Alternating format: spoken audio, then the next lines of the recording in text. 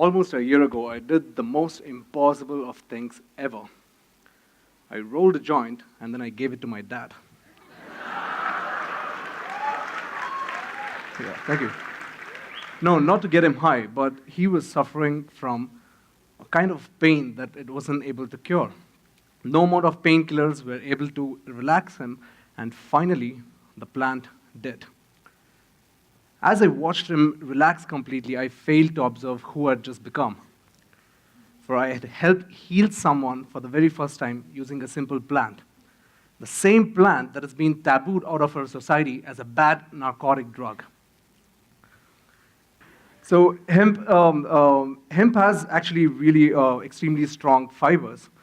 And each acre of hemp actually creates more biomass than any other plant that we know of. And hemp seeds are extremely nutritious, and each acre of hemp can give us about 500 kilos of seeds, which can be extremely nutritious for our body and then very, very essential. And then more importantly, the hemp stalk can be converted into clean biofuel. Each acre of hemp plantation can give us 4,000 liters of hemp fuel. And most importantly, the medicinal side of it. The hemp flowers are one of the most medicinal things known to man. I don't know what you're going to take out of this talk, but believe me, don't believe anything else otherwise, that hemp is, the ganja is actually one of the most medicinal plant known to man. As I learned about all of these things and new information, I was very excited to visualize, like what we could actually create a better world. So as I was amazed to realize that like hemp has so many benefits, and it's extremely important for mankind to use it. And people judge a lot about cannabis and ganja while they enjoy every other legal toxic intoxicants. How did we get to this point? Because we've been using cannabis for over 10,000 years. And we've been using it for rope, we've been using it for fiber, we've been using it for medicine, clothes, and our own Atharva Veda says that bhang, as we note here in India, is one among the 5 most sacred plants known to man. And our Ayurveda actually did not fail to recognize cannabis as one of the most powerful medicines on this planet. Thousands of years of history was completely deeply rooted into the Indian culture. A plant whose culture was so deeply rooted into our history, which also happened to originate on this very own land, had thrived with its medicinal, spiritual, and domestic applications for many centuries, until the West decided that they cannot make easy money if this plant is let loose. And they decided to ban this plant across the world, because the plant had become a threat to a lot of existing industries back then. And the then government's intentions of prohibition was to nothing but to save their allies from the multi-billion-dollar companies. Cannabis was banned and falsely propagated as a bad narcotic drug in the year 1937.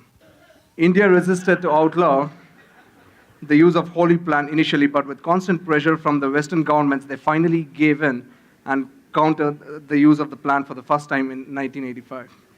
During recent years of addiction, which have come to be known as psychotropic substances and have appeared to the scene and pose serious problems to the national governments, there is no comprehensive law to enable exercise of control over psychotropic substances. This is actually the definition that has been given in the NDPS Act.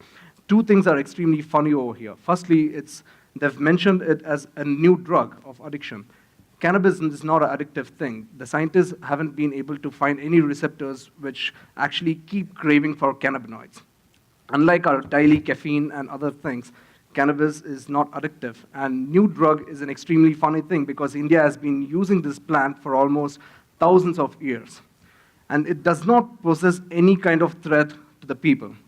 Not to our personal health, not to our mind, but in the law itself, they've defined that it actually poses serious problems to the national governments.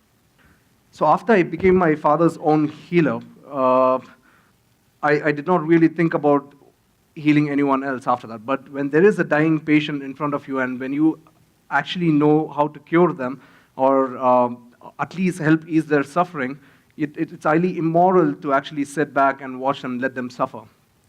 I don't know if you guys know about this, but cancer is pretty beatable. There is this guy called Rick Simpson who created the high concentrated cannabis oil extract. And he has used this oil on himself when he got a skin cancer, and then he cured himself. It's been 15 years.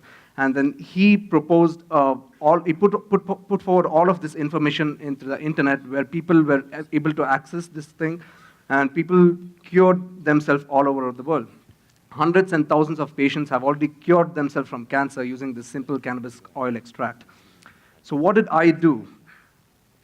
So when I had the very first patient in front of me, like when she was on her deathbed, I made this oil for her and then I gave it to her. All of the information was actually available online.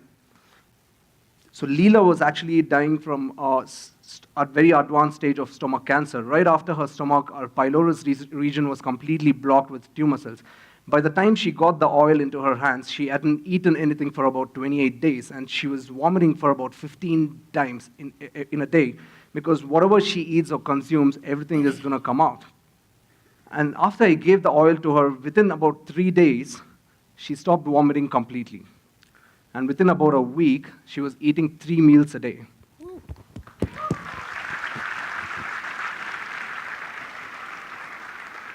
And not just that, I let her continue her treatment, and after about 3 months, we got the call from Leela's family, and then they finally said to us she was completely declared cancer-free.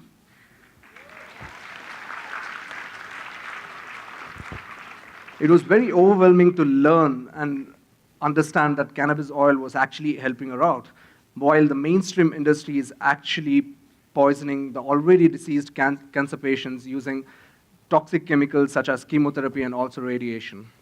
Many thousand people have already cured themselves using the cannabis oil extract to heal not just from cancer, from neurological disorders, from muscular impairments, from autism, from epilepsy, and any kind of pain-related issue, or be it anything, including diabetes and thyroid problems and blood pressure, and basically taking their stress out of life. When the stress is removed, the diseases are gone. So we have been struggling, in a very difficult world right now. And I hope that we can actually use cannabis in the future to completely rejuvenate not just ourselves, but also our society, our world, and our families and friends. Thank you.